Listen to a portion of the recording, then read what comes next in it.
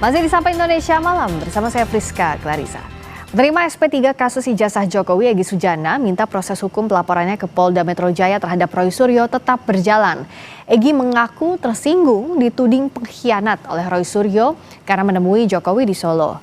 Ditemui di Barreskrim Polri Rabu siang, Egy Sujana menyinggung kembali soal laporannya ke Polda Metro Jaya terkait dugaan fitnah dan pencemaran nama baik oleh Roy Suryo. Egy dan Damai Lubis sebelumnya melaporkan Roy Suryo dan Ahmad Kozinudin karena merasa disindir oleh ucapan Roy soal kehilangan 2 tuyul. Egy bilang Roy harus menjelaskan maksud kalimat membeli sehingga tidak masuk dalam fitnah dan pencemaran nama baik. Egy juga bilang membuka kesempatan jika pihak Roy ingin minta maaf, namun ia pastikan hukum berjalan terus. Pengkhianat telah membeli. Ada diksi kata membeli. Menurut hukum berapa jual belinya? Transaksinya di mana? Berapa besar saya dibeli? Nah, kalau dia tidak menjelaskan dengan jelas, maka itu namanya fitnah dan pencemaran nama baik. Harus rela dong diadili. Jangan nggak rela, jangan pakai jelasin maksudnya. Hukum tidak ada maksudnya. Hukum itu exactly apa yang tertulis, dan hukum adalah produk dari moral bangsa kita. Langsung saja kita perbincangkan bersama Damai Hari Lubis, penerima SP3 kasus ijazah yang juga Ketua Korlabi, dan ada Abdul Ghafur Sangaji sebagai pengacara Roy Suryo. Terima kasih sudah hadir kembali di Sapa Indonesia Malam. Kita masih membahas bab tambahan dari kasus ijazah Jokowi. Nah, soal laporan ketersinggungan tadi ada Bung Damai juga kan di sana. Nah, bisa diceritakan Bang Damai, kenapa sih ini perlu diteruskan laporan polisinya soal ketersinggungan yang dialami oleh Bang Egy? Jadi begini, ini juga kebetulan menyangkut saya juga ya. Pertanyaannya kepada Bang Egy kan. Ya, dan juga Bang Damai juga tadi. Gitu. Ya. Karena saya nggak ngelaporin Roy. Yang saya melaporkan Bang Egy. Tadi kan mendampingi juga ke sana ya. Mendampingi, cuma saya memang melaporkan AK. Kasusnya hampir sama. Dengan Bang Egy. Bang Egy juga melaporkan AK. Ahmad Kozinudin. Ya. Ahli non litigasi. Jadi saya katakan bahwa jelas saja Bang Egy curiga tersinggung. Kalau curiga itu sudah dia buktikan dengan pelaporan ya, bahwa dia tadi yang dia katakan itu, saya juga nggak mau oper persepsi. Dia bilang kalau memang dia dibelinya berapa, kan ada transaksi, ya kan gitu. Dibelinya berapa, terus apa buktinya, di mana, karena apa kan gitu ya. Kenapa sih pertanyaan tadi kok dilaporkan? Ini kan ingin membersihkan nama baik, karena itu kan sebuah sejarah buruk bagi Egy dan juga mungkin bagi saya. Karena apa? Saya ikut di situ. Artinya kita kan sejarah nanti mencatat, apalagi yang mencatatnya ini adalah orang-orang lawan kita ini, atau publik umumnya boleh membuat sebuah buku. Apa tulisannya? Ya kan, Egy dibeli, DHL pengkhianat, gitu kan? Ini disatukan seperti itu, karena kalau dibicara tadi ada 2 tuyul kan, mungkin tuyul yang satunya saya kan gitu. Nah, jadi sebetulnya memang Bang Egy itu perlu untuk mentuntaskan permasalahan hukum. Kalau dimaafkan secara manusiawi itu dia maafkan, tapi hukum harus tetap. Nah, namun saya himbau kepada Roy ya lebih baik minta maaf, karena itu akan mengurangi hukuman. Silakan dijawab. Ini akhirnya ya masuk proses hukum karena minta maaf tidak mengurangi. Ya setidaknya mengurangi tapi tidak menghentikan proses hukum. Ya, jadi gini Mbak Audrey ya. Mbak Friska ya. Jadi kalau kita lihat efek daripada selembar ijazah ini memang luar biasa efek besarnya ya. Kita sebut ini snowball effect. Efek bola salju yang terus menggelinding. Karena memang dari awal Pak Jokowi tidak punya itikat baik untuk menyelesaikan kekisruhan ijazahnya beliau yang dipertanyakan oleh Mas Roy, Bang Rismond, Dr. Tifa, dan kemudian 3 tersangka lain pada klaster yang pertama, dan juga itu adalah klien kami, itu tidak memberikan kepastian terkait dengan ijazahnya.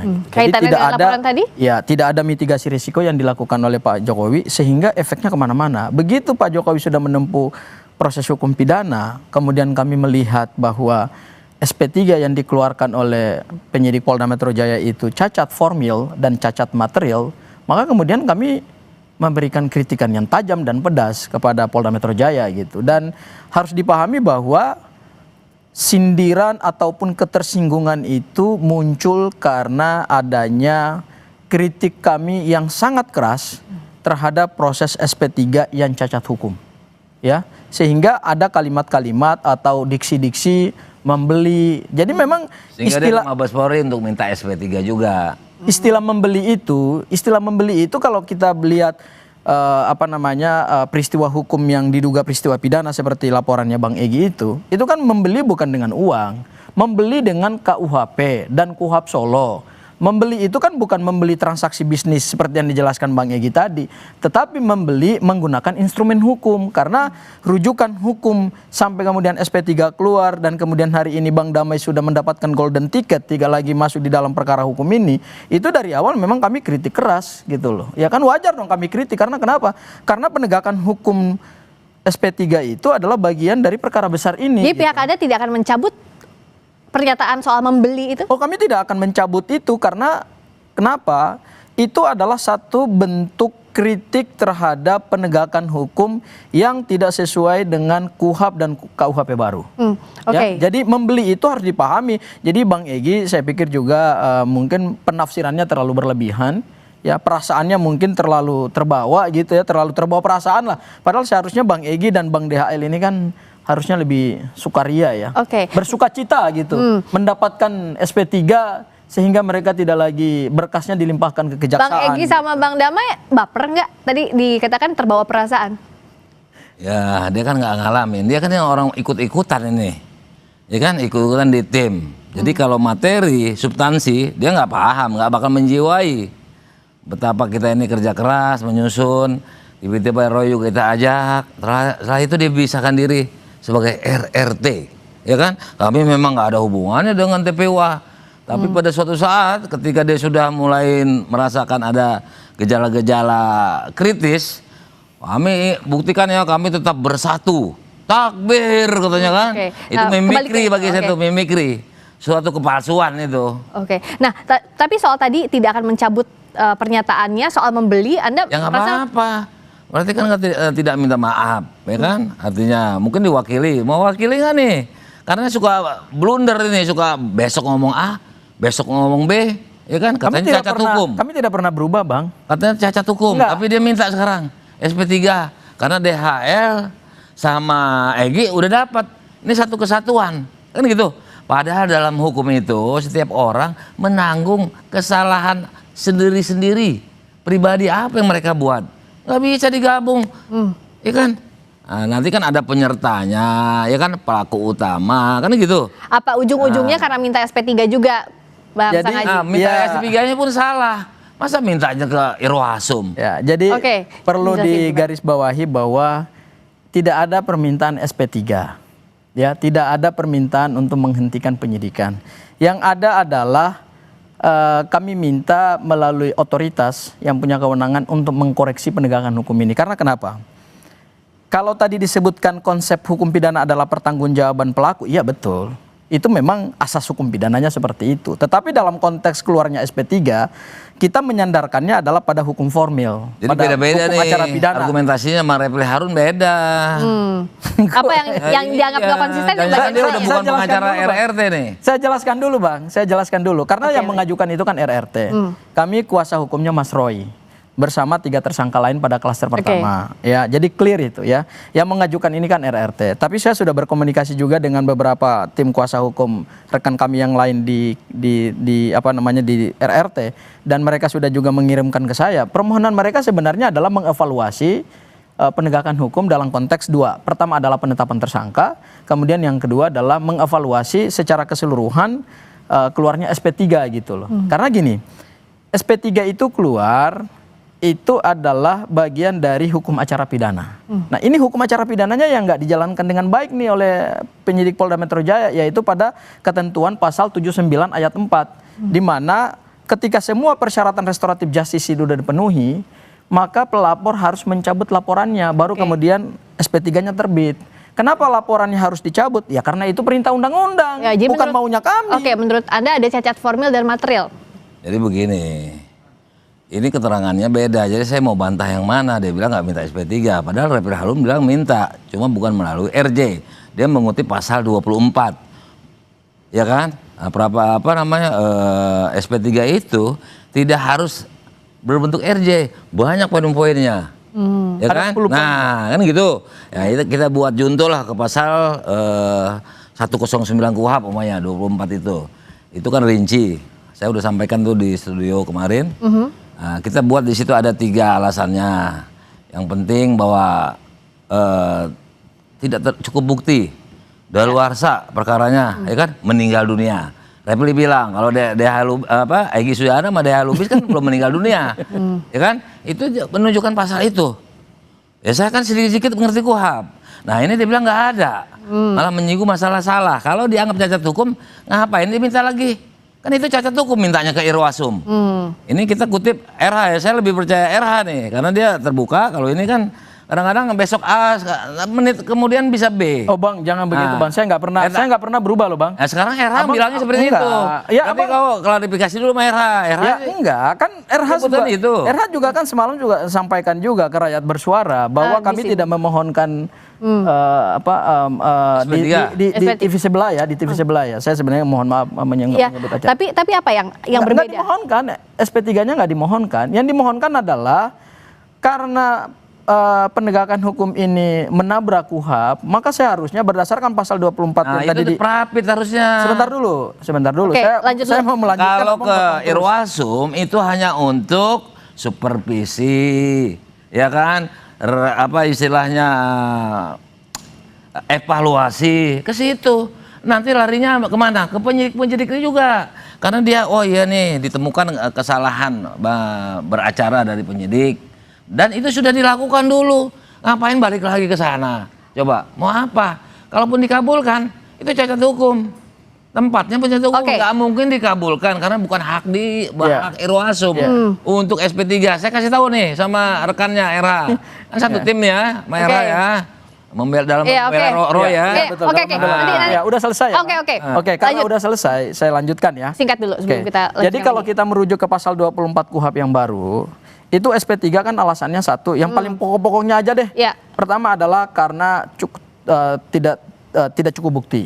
Kemudian yang kedua adalah tersangka meninggal dunia. Kemudian yang ketiga adalah daluarsa, baik daluarsa pemidanaan maupun daluarsa penuntutan. Keempat adalah restoratif justice dan yang kelima adalah demi hukum. Nah, artinya kalau demi hukum, pemaknaannya adalah ketika satu proses penyidikan itu kemudian mengabaikan hukum acara pidana, maka ini kan sebenarnya harus dievaluasi dan ditinjau ulang. Jadi masuknya ke Irwasum itu adalah dalam rangka pengevaluasian, supervisi. Nah, apakah artinya dengan alasan demi hukum harus di SP3 laporan atas nama Roy Suryo CS? Kita akan bahas saja di Sapa Indonesia Malam.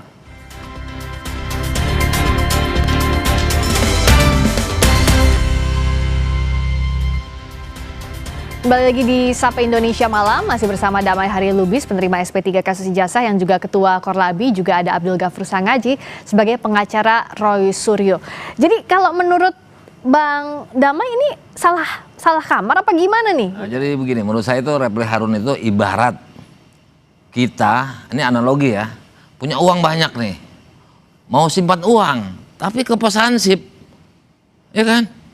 Bukannya ke bank. Nah, jadi dia minta SP3, itu datangnya ke Irwasum. Itu udah blunder namanya. Saya bingung juga itu.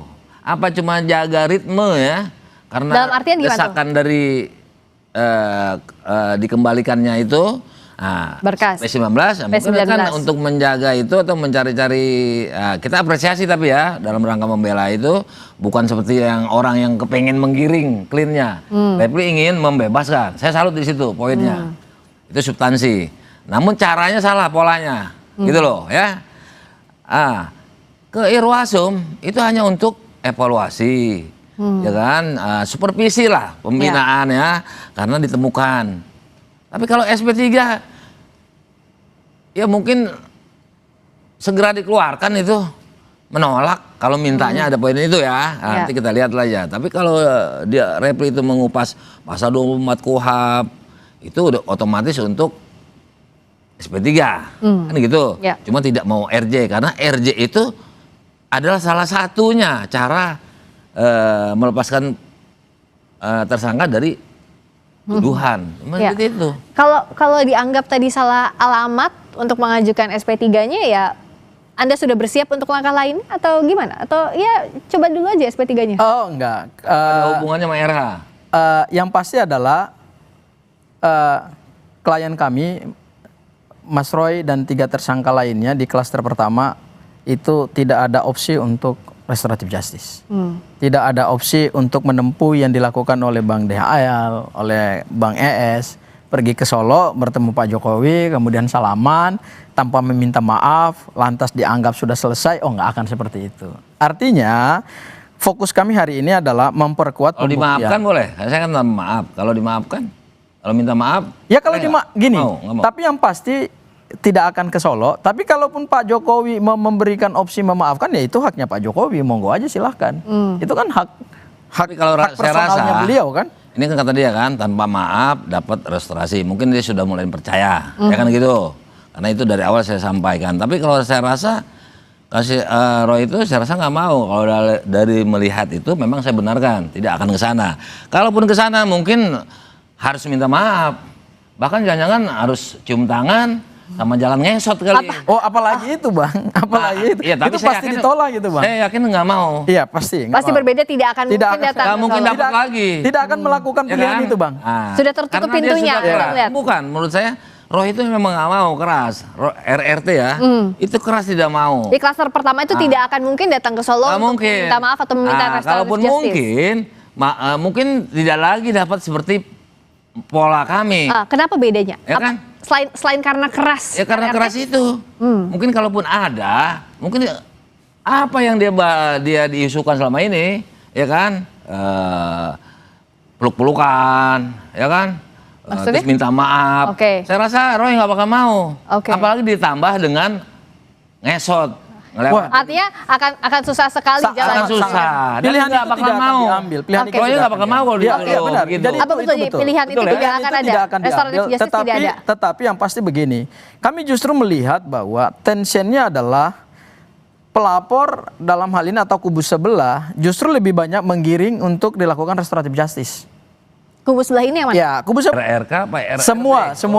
Semua. Jadi ada komunikasi-komunikasi yang sebenarnya Relawan dibangun. atau siapa? Bisa juga relawan, bisa juga tim yang pokoknya timnya kubu sebelah lah.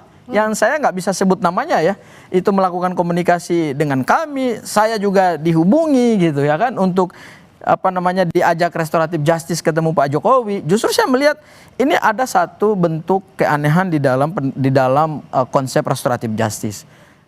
Justru Pak Jokowi kemarin kita dengar statementnya adalah beliau masih tetap membuka peluang untuk dilakukan restoratif justice, ya kan? Jadi sebetulnya di dalam hukum pidana yang menginginkan restoratif justice itu kan adalah pelaku bukan korban. Tetapi justru yang sekarang didorong adalah korban malah lebih proaktif untuk melakukan korban dalam konteks pelapor ya. Pelapor malah lebih proaktif untuk mendekati kami. Oke, apakah ada kejanggalan dalam pola ini? Kita bahas usai kumandang azan maghrib bagi wilayah Jakarta dan sekitarnya. Berikut ini. Bagi Anda yang menjalankan, khususnya di wilayah Jakarta dan sekitarnya. Anda melihat apa ada yang janggal dari upaya penghentian kasus ini? Terus gimana dong? Opsinya sekarang apa kalau tidak mau RJ? Ya opsinya adalah kami memperkuat alat bukti ya. Karena demi kepentingan pembuktian kan.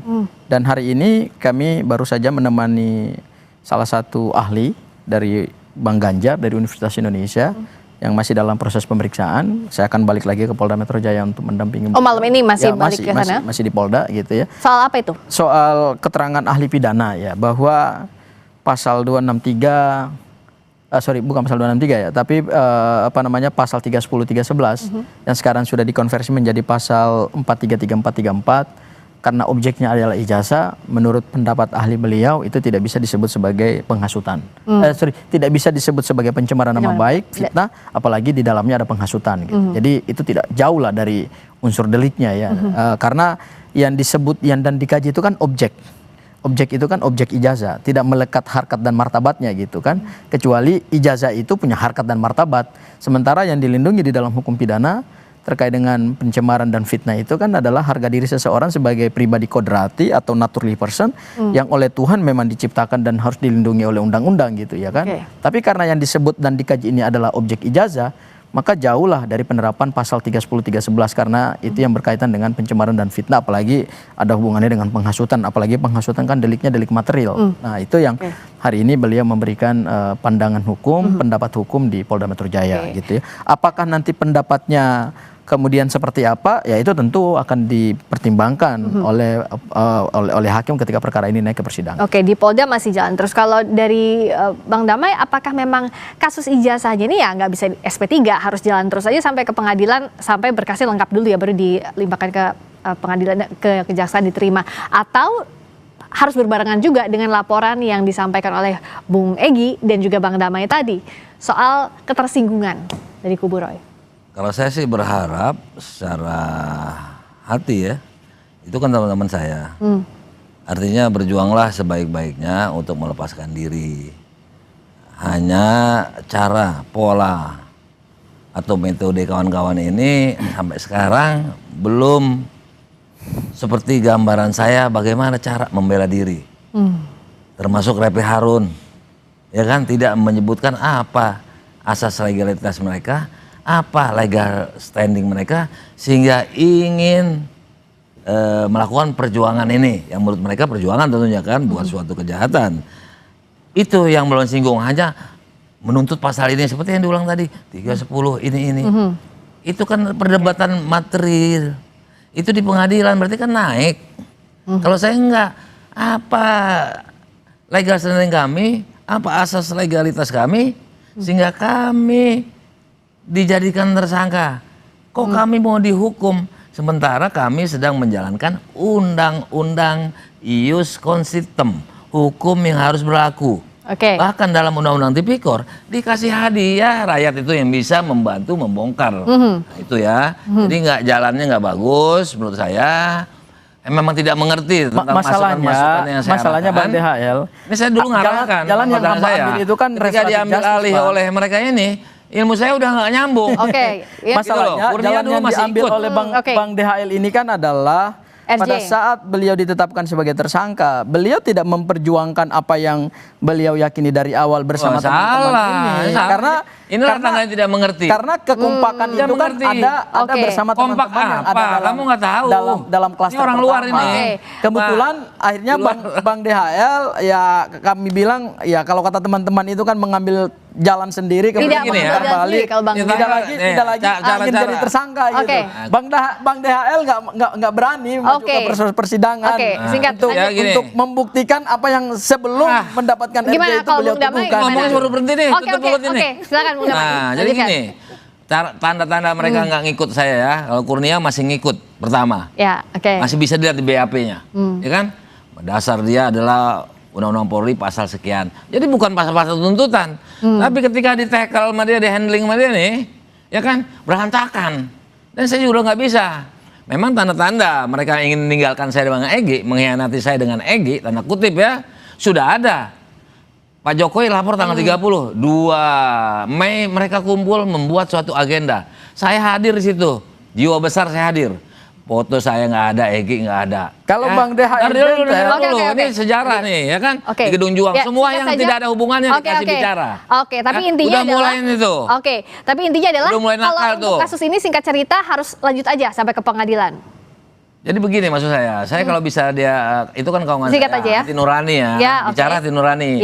Cuma dengan pola pembelaan mereka ini, perkara ini pasti naik. Kita akan lihat apakah pasti naik atau tidak, dan lanjutkan juga jalan yang ditempuh oleh kuasa hukum. Terima kasih banyak Bung Damai Haryolubis, terima kasih juga Bung Abdul Ghafur Sangaji. Terima kasih.